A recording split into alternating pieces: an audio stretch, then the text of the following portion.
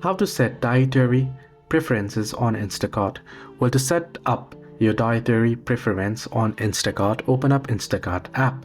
Then you can also visit the Instacart website and navigate to your account settings. On the app, it's at the profile icon at the top right corner beside the card icon. And once you'll get this option. So once here, what you can do is you can tap on settings icon. And once you tap on settings, you'll get this various option. Now here, you should get the option that says Smart Shop Preference. This may also appear as shopping preference or similar depending on the app version. So you can see Smart Shop Preference right here, tap on it. Now you can proceed to who you want to shop for, baby or toddler, cat, dog, and down below you can see dietary preference. What kind of dietary preference do you have? Gluten-free, high fiber, lactose-free, nut-free, low cholesterol and such. You can select it and you can proceed to set it up.